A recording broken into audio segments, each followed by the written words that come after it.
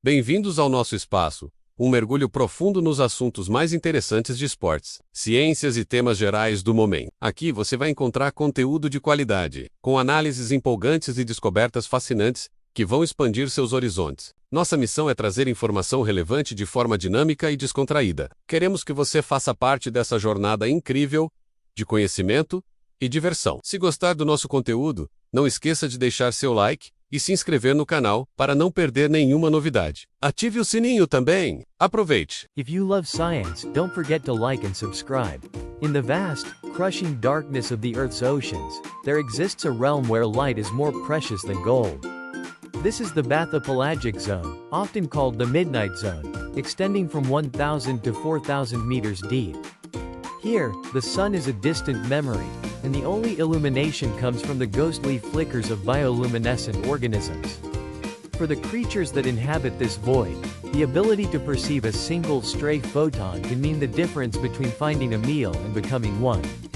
To solve this problem, evolution has engineered a solution that mirrors one of the most sophisticated tools in modern telecommunications, the photonic lantern.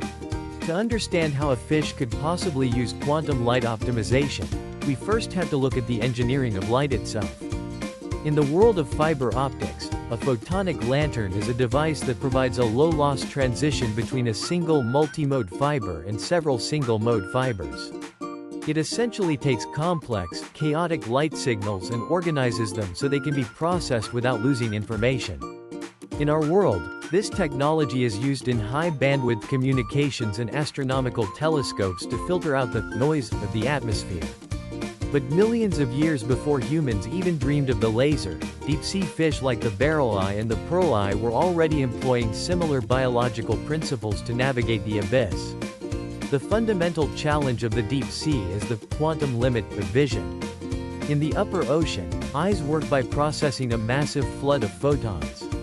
But at great depths, light arrives in discrete, rare packets. It behaves less like a continuous stream and more like a sporadic rain of individual particles. Standard eyes are simply too noisy to detect these occasional hits. This is where the biological version of the photonic lantern comes into play. Some deep-sea fish have developed specialized diverticular eyes, essentially secondary ocular structures that use mirrored surfaces and multi-layered crystal lattices to channel light with surgical precision. These structures act as biological mode converters. When a faint flash of bioluminescence occurs, the light doesn't just hit a retina. It is captured by a complex geometry of guanine crystals that function like a parabolic collector. These crystals are stacked with mathematical precision, creating a photonic crystal effect.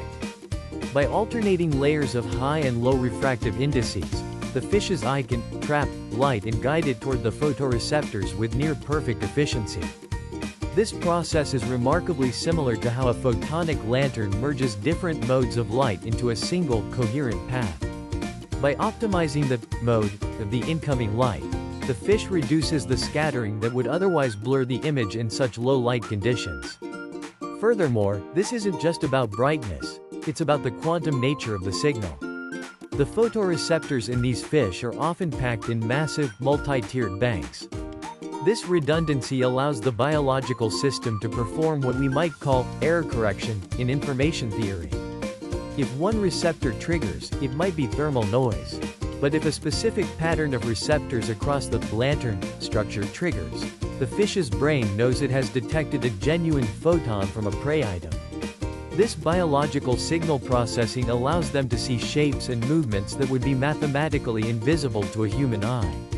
Scientists are now looking at these deep-sea adaptations to improve our own quantum sensors. Current single-photon detectors often struggle with dark counts or false positives.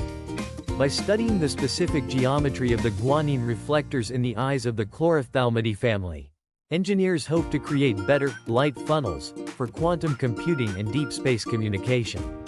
We are learning that the abyss is not just a place of darkness, but a laboratory of extreme optics.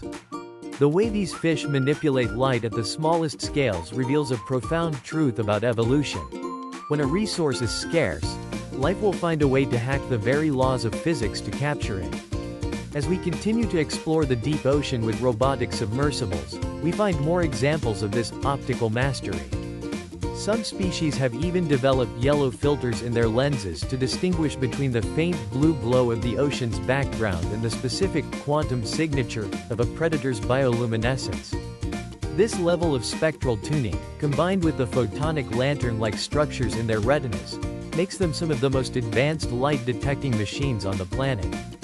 They are living proof that even in the most hostile environments, the quest for information, in the form of light, drives the most incredible innovations in the history of biology. Next time you look at a fiber optic cable or a high-powered telescope, remember the barreleye fish. It has been using the same principles of mode conversion and quantum optimization for eons, staring upward through the darkness with its glowing green orbs, waiting for a single, precious photon to light its way. For more incredible facts like this, don't forget to subscribe and turn on notifications.